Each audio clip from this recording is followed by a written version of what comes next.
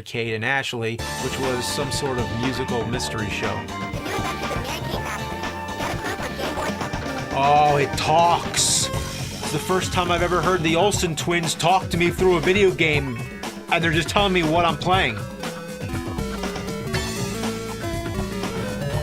The game just started, and I threw a dog off a balcony. I threw a dog off a balcony! What? The goal of the game is to solve some kind of crime case, so you have to find pieces of the puzzle. Literally, a puzzle. I thought it'd be some kind of clue. Evidence, you know, but it's literally a puzzle. Yeah, I gotta find out what's on that puzzle. I bet it's a flower. No, I bet it's a cat. Yeah, it's a cat. To get anywhere in this game, you have to activate switches to unlock the gate that leads to the puzzle piece. Oh, but wait, only Ashley can activate the switches.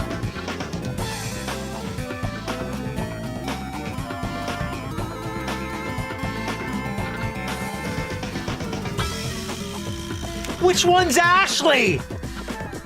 Throughout the game, you tag team back and forth between both twins, kind of like the production of Full House when they both played Michelle. At such a young age, they were able to successfully trick us into making it seem like it was the same person. But there are some Full House experts out there who can tell when it's Ashley and when it's Mary Kate. Good. Try figuring it out in this fucking game! You'll move one of the twins over to a switch and then realize, oh shit, that's Mary Kate. Gotta select Ashley, because for some reason only she knows how to flick switches and bounce off her sister's head. What does that mean? Mary Kate has a bouncier head or something? Mary Kate can jump higher than Ashley though, so that's probably the quickest way to tell the difference between them. Now I'm actually curious, can she really jump higher in real life? That should be put to the test, because the world needs to know. Believe it or not, the dog is a selectable character too. Sometimes you might need to move the dog into position and use him as a boost, or use him as a weapon against your enemies by throwing him. Imagine if you picked up your dog and then threw it at an attacking animal. A and B is reversed, gotta have that. And the game gives you hints along the way on how to pass the level. Very specific hints. In fact, it tells you exactly what to do. The game provides its own walkthrough. The puzzle-solving gameplay begins simple and then gets more tricky. The difficulty ramps up perfectly without going from too easy to too hard too quickly. Sometimes you have to stack up the characters to reach a certain jump, and some of the switches are timed, so you might have to get Mary Kate ahead to the gate and then activate the switch with Ashley in a completely different part of the room. You know, honestly, I have to admit, this is my first time playing, and surprisingly, it's not that bad. But who is the target audience? Little girls or puzzle-solving fanatics? Who knows? Quick! Your attack triggered my effect!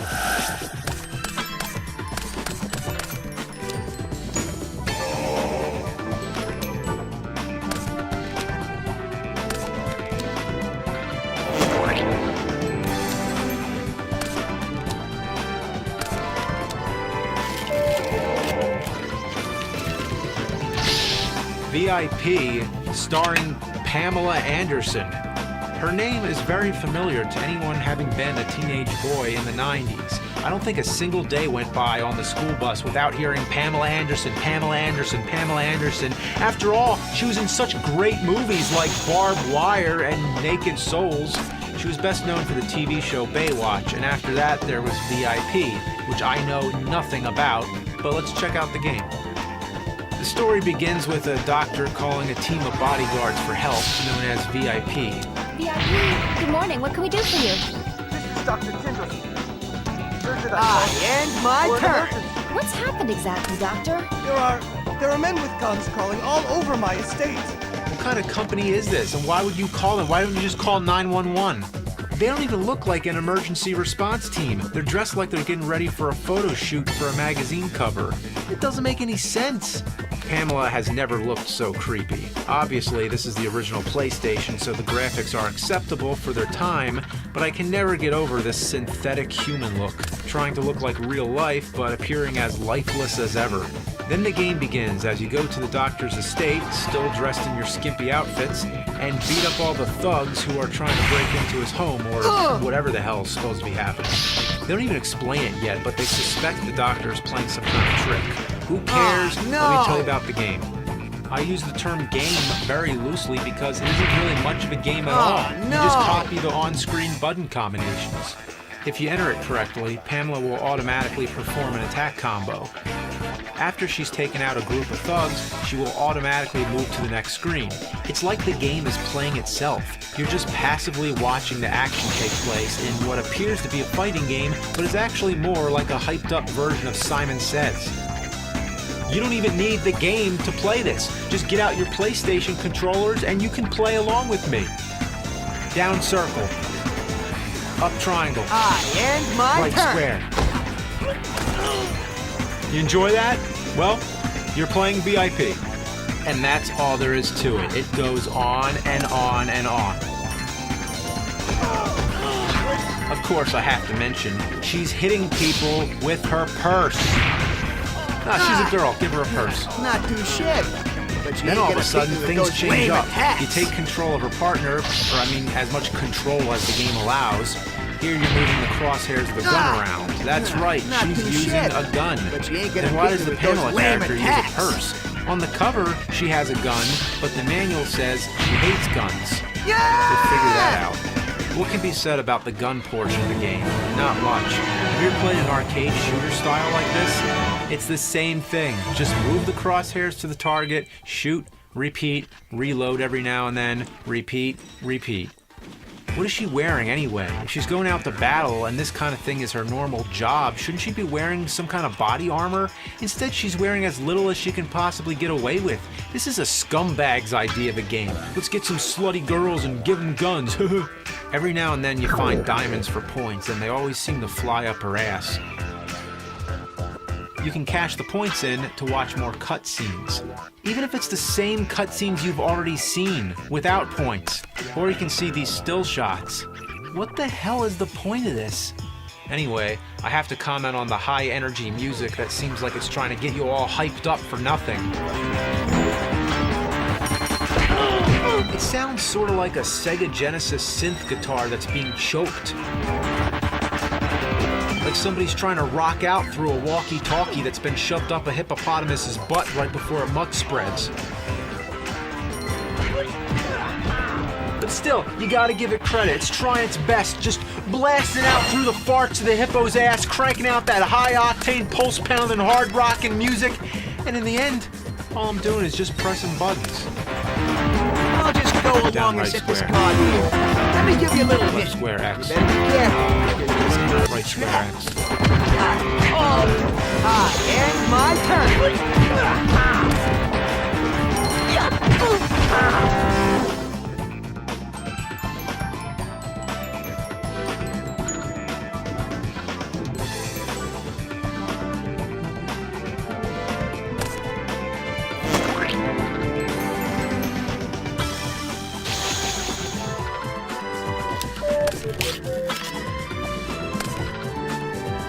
Lethal something! Weapon was one of the prime examples of 80s action movies, with Mel Gibson and Danny Glover at their best, playing two undercover cops with polar opposite personalities. It's the buddy cop cliché, but one of the greatest of the genre. Well, somehow it managed to escape an ass raping by LJN. The game was made by and my Ocean. turn. So, can we just take a moment here and be thankful it's not LJN? So that means it's going to be good, right?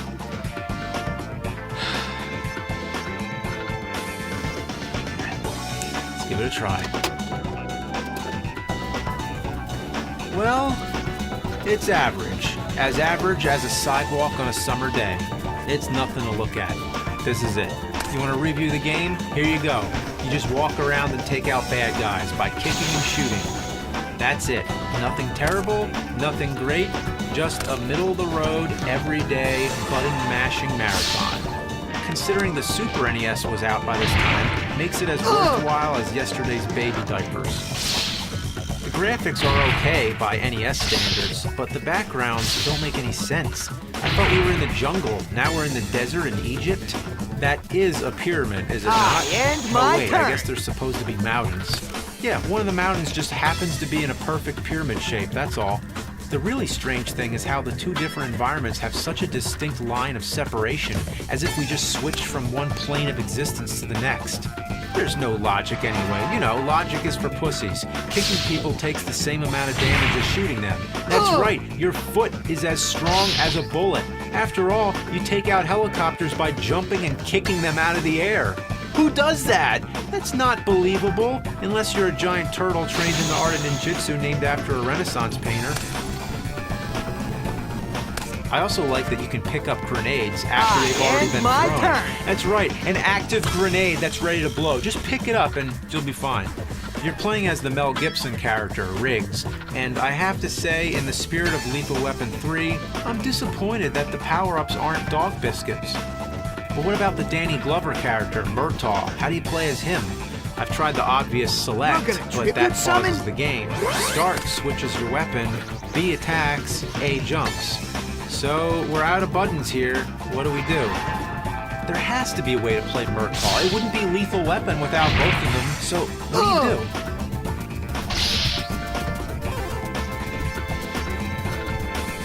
No, that didn't happen. Oh my god. To switch characters, you Flip walk summon! off screen. The effect's gonna activate at the same That's time. different. You know what? I've seen it all. I've seen it all at I this point. summon alligator So, sword. does that mean the other character is always there, following along, but staying far enough behind so that he can hide in the unseen negative space outside the boundaries of your TV screen? What is he doing out there? Just hanging out, watching you get your I'll ass just kicked? go along and set this Both card characters here. seem to Let me operate give you a the little same, hint. pretty much. Better be So there's careful, no because difference this other than the card's a color of your trap. skin. Well, that's deep. Almost I sounds like the end game's my trying to make a turn. moral statement. No, the game sucks. Let me give you some advice. Never play a movie-based game. You know why? Okay. They fuck you with the movie games, okay? They fuck you. They know you're gonna buy the game, and by the time you play the game and realize you got fucked, it's too late. They don't care, and after they get done fucking you, they fuck you some more. Who got fucked? The ones who bought the game. The ones who rented it were the lucky ones. They fuck you with the graphics, fuck you with the music, fuck you with the gameplay. They fuck you. Walk off screen to select the characters. That's the stupidest thing I ever heard. That'd be like if I just walked off screen right now and somebody else came in. I'm getting too old for this shit.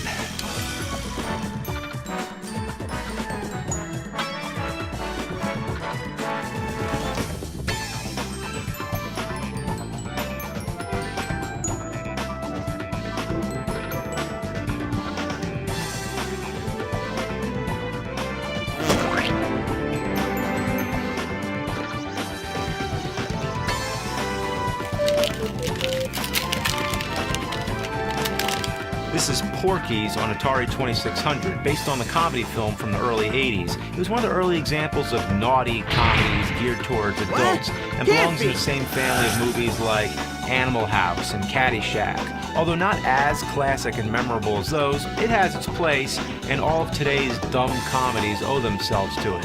And likewise, all today's weird, twisted, fucked up, shitty-ass video games owe themselves to this. I end You wanna my play turn. shit? This is your grandfather's shit.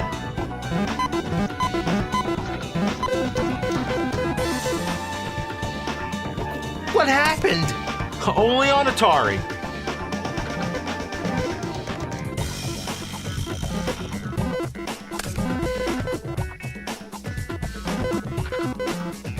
It's never a good sign when you don't know how to play the game. I've fallen into a trap. The walls are dead ends and the water is pure death. To get out of this I don't mean predicament, to brag, you have to use but my this pole skills to are fling perfect. yourself up onto the platforms.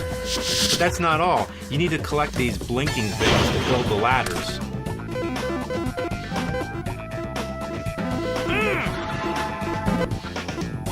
Fuck!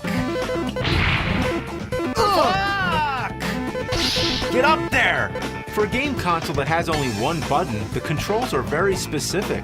While holding the button down, you run into the pole and then quickly release the button and tap it. If that tap is off in the slightest, you'll just swing to the other side of the pond. But if you do it at the exact microsecond, it will fling you up onto the platform. Alright, now let's build the ladder.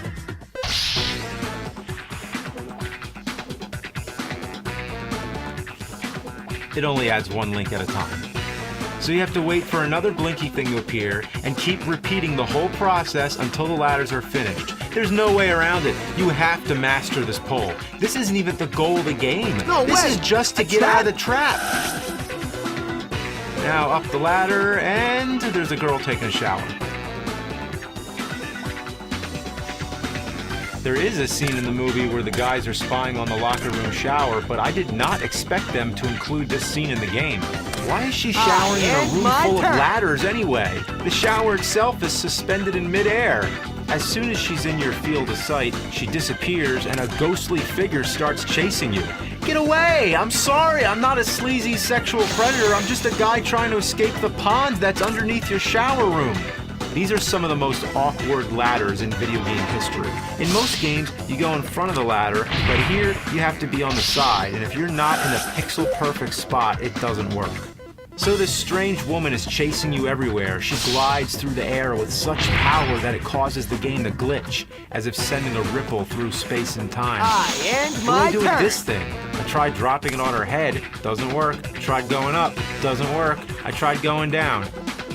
Really doesn't work. And if she catches you, it's back to the pond. Believe it or not, this whole predicament in the locker room closely follows the movie.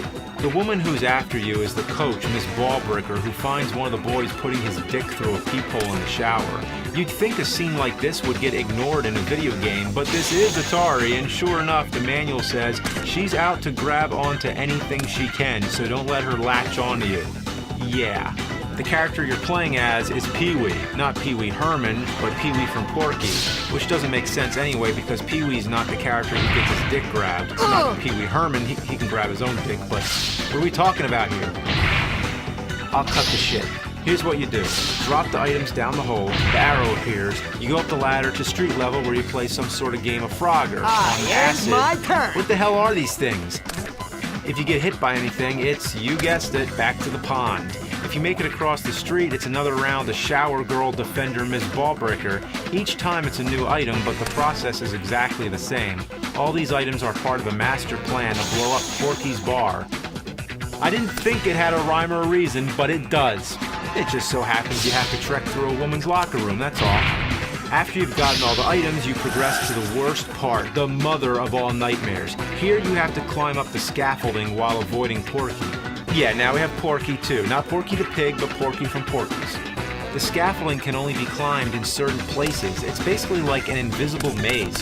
One wrong move and you could fall all the way down where Porky will most certainly get you almost every time. When you make it back to try again, the maze reroutes itself, so it's always different. But as your reward, when you make it to the top, you get to blow up the bar.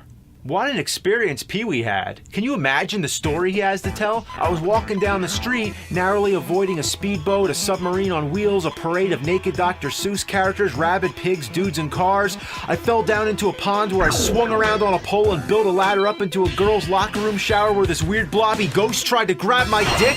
I dropped a bunch of pyro equipment down the same hole that leads to the pond, but somehow ended up on top of a bunch of scaffolding where I went up and finished it all off with a boom! And that's why you gotta love Atari.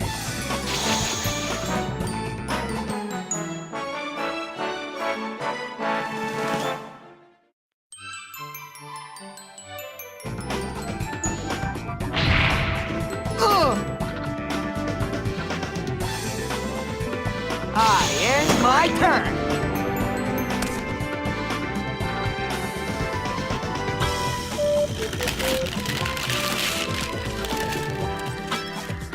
Looks like we're in for a treat today. The Hyperscan by Mattel, the same company that made the Intellivision and the Power Glove. They also made every toy from He-Man to Barbie. LJN made toys.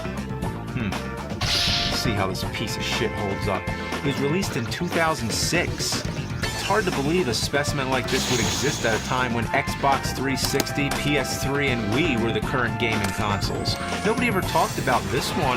Let's find out why. The instructions are blinking. That's annoying. Player 1, scan your character And card. my turn. You have to scan cards to make the game go? Having a disc isn't enough? How about a character select screen? That would have been fine. scan. Scan, you bastard. Scan a mod card now? What's with all these cards? Just start the fucking game! God damn. The cards were sold separately, so the idea was to combine card collecting with video gaming. Yeah, how about fucking Pogs, It feels too? so the good fact that to you always snatch need to be victory scanning from the cards jaws means of you have to defeat. keep the game console on Monster your lap, Reborn! calling back to the Atari 2600 days where all the switches were on the console. It's still loading. Hyperscan. Yeah, it's really hyper.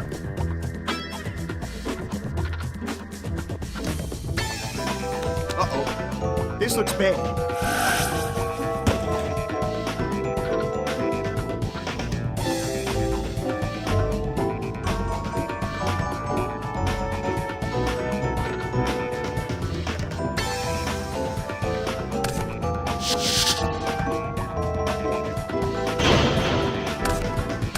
After a long load process that's only rivaled by the Commodore 64, the game finally starts. Well, it's a fighting game, a very average one. Average for the early 90s, but this is much later. At least you can say it's better than Shaq Fu. End it. I guess you're supposed to do some kind of finishing move. If only I had the card. I guess finish him is already taken, so let's call it end it.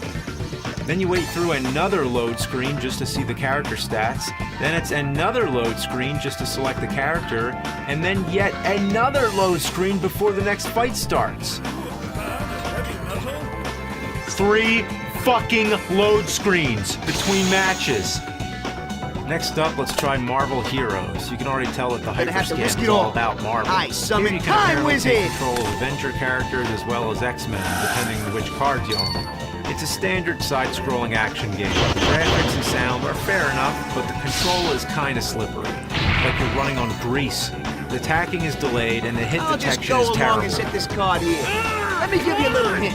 Better be careful, because this card's a trap. I also find it hilarious that if you hang onto the side of a building, everybody jumps at you like dogs after a cat in a tree. I end my turn. There were much better games of this variety on Sega Genesis. Nothing to see here, folks. Then there's Interstellar Wrestling League. It's strangely quieter than the other games. I've never encountered that issue before, where the games have inconsistent volume. Even the scanning is inconsistent. This time it seems like I have to hold the card in place instead of swiping it. I was waiting for you to do that. Here we have a humorous fighting game with controls way more awkward than X-Men. It sort of reminds me of Clay Fighter with its comedic elements, but instead of being charming, it comes off as just plain weird. Besides, why are they calling it wrestling when they're not even wrestling?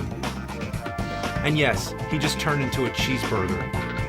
At last, we have Ben 10 based on the TV series. It's another side-scroller. You take control of Ben, and using the different cards, you can transform into different alien With this, creatures. victory's Oh, in wait, the what's that, bag. Nintendo I offer Wii? my monster as a tribute. I like the concept. The graphics and character animations are great. This game could have been good, almost awesome, but half the time you're not even playing the game. You're just wading through text boxes. Use the jump button to jump over the rock? This game treats you like an idiot. You can't do anything. Every step you take, the game pauses and another text box comes up. It's like Castlevania 2 Simon's Quest, but multiplied 1,000 times. It's like they took the most annoying part of one game and made it the whole game 20 years later. This game is so recent, it came out after I already critiqued Simon's Quest. Couldn't anybody learn? I was already 11 episodes in by the time this shit hit the market in October 2006. The text boxes can freeze you in mid-air as you're trying to jump over a hole. When it unfreezes, you lose your momentum and fall to your death. I'm trying to jump! Leave me alone! Let me play the game! I can't read it anyway because they somehow put the text on the background layer. How did somebody let this get so fucked up? These text boxes are your worst enemy and unholiest of gaming nightmares. You know, I played almost the entire library for it. There's also a Spider-Man game that I don't own, but that's 5 games. They made 5 games total for this piece of garbage. That's less games than the Virtual Boy. Well, at least it's not as bad as the R-Zone. Hyper scan. Hyper fucking shit.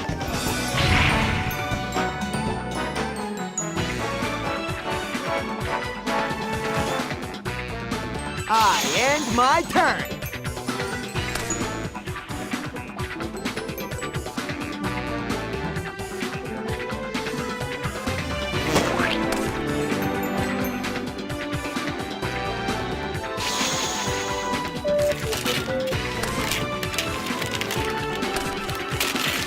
Universal Theme Park Adventure on GameCube. A game based on a theme park that was based on movies by Universal Studios, the giant movie-making machine that made some of the greatest films of all time, from the classic monster movies of the 30s and 40s to the Spielberg masterpieces like Jaws, E.T., and Jurassic Park. Over the years, Universal has celebrated its movie legacy by slowly converting its Hollywood studio location into a big amusement park for the public and destroying film history. You know the Opera House set from the classic Phantom of the Opera that stood on stage 28 for 9